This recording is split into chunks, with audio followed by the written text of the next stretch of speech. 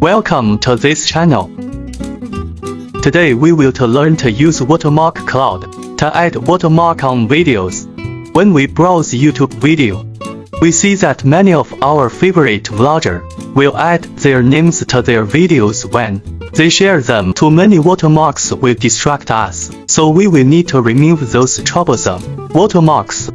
Come to this website. You can see this page, which is very clear.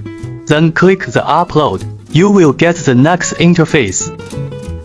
Next, click on the video watermark remover tool. Start dealing with the videos. Next, you can click the sign in the red frame to adjust the scale of the video. After uploading the video, you can click the play button to play the video to the place where the watermark appears, and then press pause. You can then use the tool to frame the watermark. When the watermark is completely covered, you can click Start to remove watermark to begin removing unwanted watermarks. Click here to save the video in your local file. Try it yourself and you will know how simple it is. Learn more about the product from the official website.